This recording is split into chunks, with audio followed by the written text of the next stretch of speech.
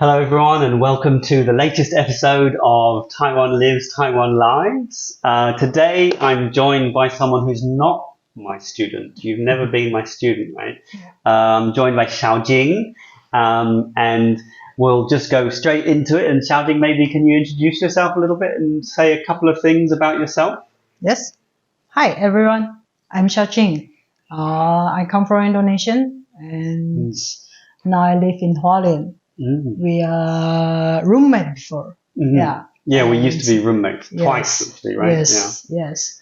And now I live in Hualien. And And you're from Indonesia. And so how old were you when you came to Taiwan? 12. 12. Yes. And what was that like? So in Indonesia, first of all, why did you come to Taiwan?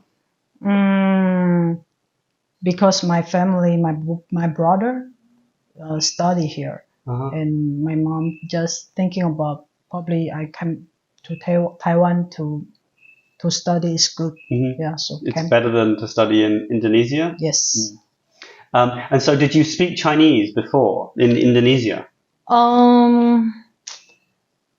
Quite not good, but I don't know actually. How can I say that? At home, we talk Chinese, so I thought my Chinese is good. I didn't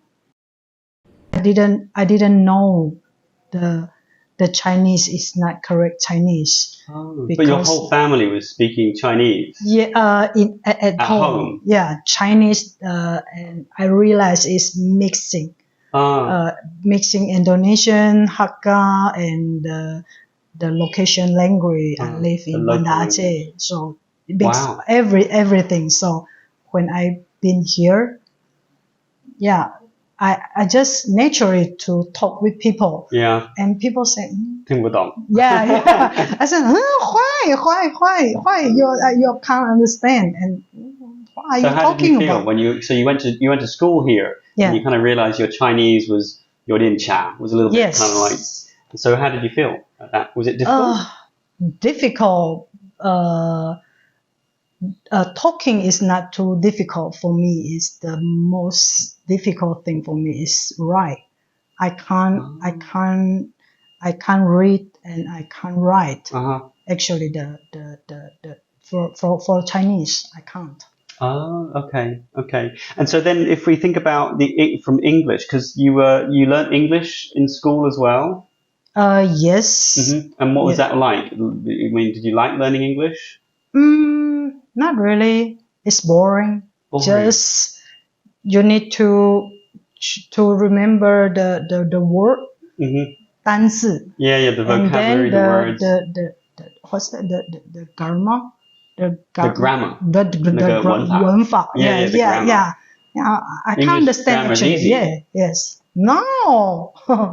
Yeah. It's too difficult for me, so I don't interest for English. So your kind of English, you think wasn't really that good, right? No. So, because now your English is actually okay, and so one of the reasons I wanted to have you here is because I think the way you learn English was kind of interesting. So, can you talk about that? I mean, what made you start to learn English or to improve English?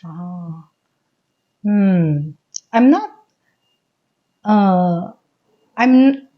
not really to learn English actually. You didn't really Yeah.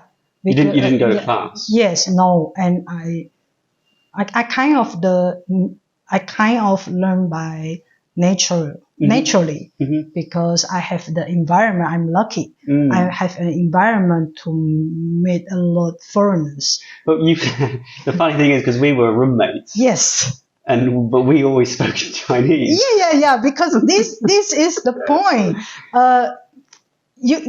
You kind of like the teacher for me. So sometimes I'm talking. I'm a little bit scared because it is my tone not correct, or my grammar not well, so okay, just speak Chinese. Yeah, and for me though, that was my job. You know, every day I do this, and then coming home, it's like I don't want to be an English teacher again. So for me, it was great of opportunity environment for practicing Chinese. Yeah. So thank you for that. Yeah. But you had the environment, because we've got some other friends that you were speaking English with, and so you had the environment to practice. Yes. Mm-hmm. Yes. And so, what else did you do with that? What was the experience like? I mean, 开始的时候. Yeah, it's difficult when it began actually. When people, what I meant, they speak English, I not really understand what they're talking about, and then I feel scared. Yeah, I scared to when they looking of me and ask question, how can I respond? I can't, because I can't understand what they're talking about. So I just afraid, and then I afraid. Then I realized when I afraid, I can't listen any word, even they just speak simple. I can understand, but when I'm scared, I'm close everything. The ears closed, the brain closed, everything the brain closed. Like Yeah. So the big, and I think this is kind of common. The first thing is the fear. So with Taiwanese people, anyone who learns a language, I think the first step is overcoming that fear. And so, how did you do it? I mean, what did you do? Did you do anything special to overcome the fear? Yeah, I just put myself in the environment. Continue. Yeah, I just try it, and also I realize I'm scared. Oh, yeah, so I realized yes, I'm scared. So I ask myself, how could I do different for that? If I want to have the conversation with people. Yeah, so I try to have the consciousness, realize myself when people talking English. I realize myself, I'm scared. Yeah. So you're aware, so you were aware that you had that fear. Yeah. Yes. So that's kind of important to overcome it. Yes. First to know that you are scared. Yes. Yes. And then I realized probably this word I can't understand when I hear from people. So when I'm go home or something, I saw the movies or the TV show, and people have the conversation. I recognize that word.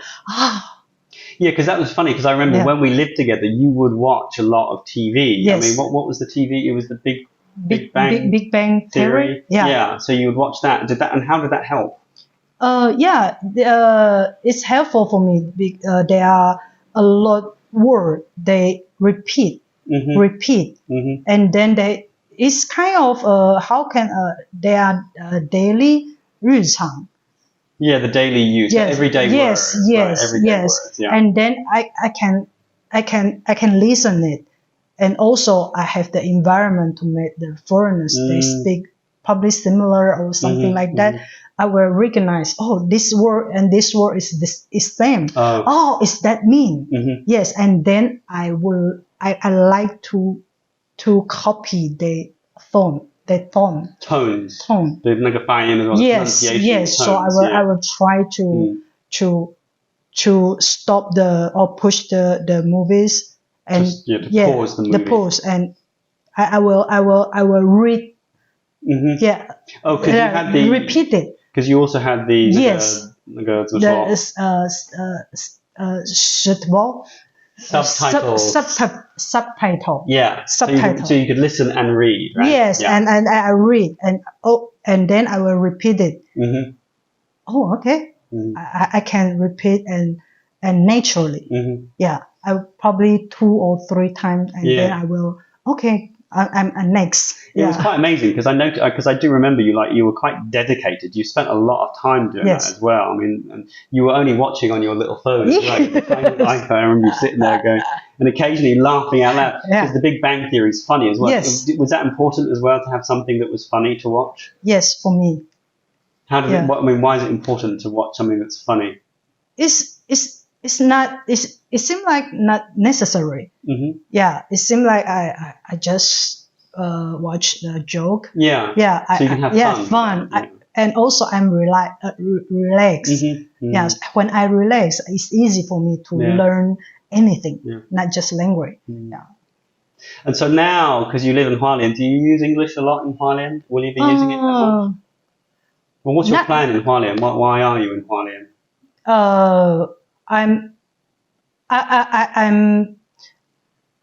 I work with my friend now, and we will be a partner in the restaurant, and we try to the experience about from the farmer into the restaurant.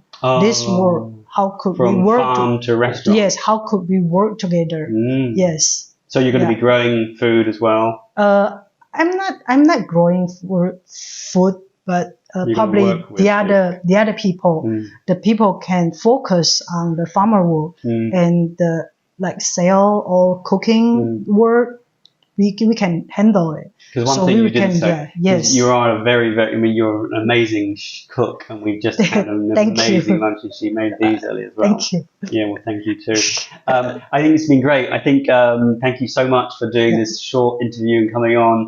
And now you have to tell them to like and subscribe to my channel. Like and what? Subscribe. Like and subscribe. Subscribe.